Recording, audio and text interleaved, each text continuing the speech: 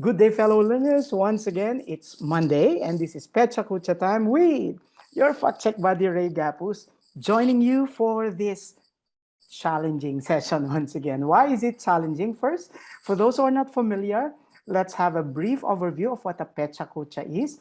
It's actually a storytelling strategy for teaching and learning that utilizes 20 slides with each slide being commented on for a maximum of 20 seconds. So if I don't finish what I'm saying, forgive me, okay?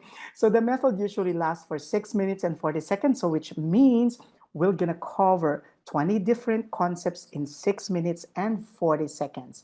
So without further ado, but before anything else, I'd like to ask you to join us in this mission. Our goal is to provide free NCLEX RN application and review to 100 nurses. We've done that last year, and to help us achieve this, just watch and finish the ads in our videos. And thank you so much for doing that in advance. So without further ado, here we go. Okay, vaccines for pregnant patients. Please take note that your live attenuated influenza is contraindicated, and vaccines that are indicated could be the inactivated influenza, and if not previously given, tetanus, diphtheria, and pertussis vaccine given each pregnancy at 27 to 36 weeks. Next important thing that we need to pay particular attention to would be egg allergy. Take note that most nasal spray flu vaccines are egg-based and are not therefore given. So egg-free vaccines includes your Flu-Block that is usually given for adults 18 years old and above, and Flu-Cell-Vax given for children 6-month-old and older. Next important thing that we have to know would be your MMR vaccine. It's given subcutaneously in infants. The site would be vastus lateralis, and for the older adults, it's going to be in the upper arm at the posterior triceps. 2 doses, first dose at 9 to 15 months, and the booster dose at 4 to 6 years of age. So there's going to be fever and mild rash that could potentially occur after the administration of vaccine. Next is influenza vaccine. The priorities to be given this vaccine includes your pregnant patients and the caregiver of cancer patients. Now, a common contraindication would be severe allergic reaction to any of the components of the vaccine, and if the patient has fever above 38.5, they need to postpone the administration of the vaccine. Hepatitis A vaccine is given IM in infants at the upper thigh and in children and adults at the upper arm. So first dose is usually given at 12 to 23 months. Second dose would be at 6 months after the first dose. So this could also be indicated for international travelers, men having sex with men, those who are occupational at least, like the nurse taking care of the diapered patient, preschool teacher, the homeless, and the patients with HIV. Hepatitis B vaccine is also given as a series of 2, 3, or 4 shots, and it's given to patients through IM, but if the patient has hemophilia, it could be given under the skin. The first dose is given after birth. Next, pneumonia vaccine is usually given to children younger than 5 years old and the elderly who are 65 years old or older. Contraindication would be severe, life-threatening allergic reaction. So it's very important to note those contraindications. And important thing that we have to remember is it has to be given on time. Meningococcal conjugate vaccine is given IM for adolescents at the deltoid muscle, and the first dose is usually given at 11 to 12 years old, and the second dose is usually given at 16 years old. So there's going to be redness and soreness, so apply cool, damp cloth over the injection sites. Okay.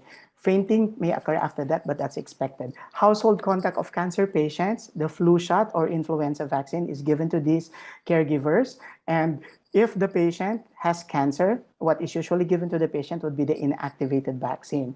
And cancer patients should not receive the nasal flu vaccine, which could potentially cause allergic reaction. Allergy to antibiotics. Now, MMR vaccine contains neomycin. Why is that so?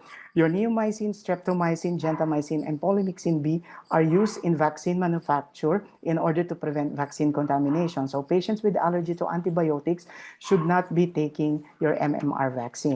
Next, seizures. This is common whenever a child would have fever above 102 degrees Fahrenheit of temperature and 38.9 degrees centigrade. It lasts for just 1 to 2 minutes, and MMR vaccine can potentially increase the risk for seizures, okay? It's very important that you to note that important thing. Next, immunocompromised patients. These are There are several vaccines that could be recommended, and that includes your PCV13, Haemophilus influenza type B vaccine, and of course your pneumococcal polysaccharide vaccine 23. Now, this could be given to patients who are immunocompromised. Next, rashes after varicella. This actually occurs in 1 out of 10 children who receive the vaccine and 1 out of 20 adults who receive it. So it occurs within 5 to 26 days after vaccine administration. So instruct the patient to stay away from infants and immunocompromised patients if they are still having the rash. However, the rash is not a cause for alarm. Now, the nasal spray flu vaccine is actually composed of weakened attenuated virus vaccine. It is indicated for non-pregnant patients and those who are aged 2 to 49. So it's not given for patients below 2 and above 50. Those are receiving aspirin or salicylates. Those between 2 to 4 years old with asthma, pregnant patients, and with Guillain-Barré syndrome. Active natural immunity develops usually after having the disease. It's usually long-lasting, and sometimes it could even be lifelong. So if a patient had chickenpox, chances are they will have active natural immunity from the disease. Next, active artificial immunity. This is acquired through vaccination. So we can therefore say that this is vaccine-induced. It has a shorter duration than your natural active immunity. So after the patient had vaccination, that patient could have developed active artificial immunity. And that is one important thing that you have to remember for your test. Vastus lateralis is the lateral side of the thigh. That's the muscles where several vaccines are given, like your MMR, Haemophilus influenza type B vaccine, hepatitis B, pneumococcal conjugate vaccine. That's your PCV 13, 15, and 20. So there is no age limit for using the vastus lateralis for vaccination. Intussusception is actually the telescoping of the intestines. It's common in babies between 5 to 9 years old. And the stools here are characterized as currant jelly red, mucus, and it will come with pain, alternating pain-free and no pain. Now, rotavirus vaccine is the only vaccine that's associated with intussusception.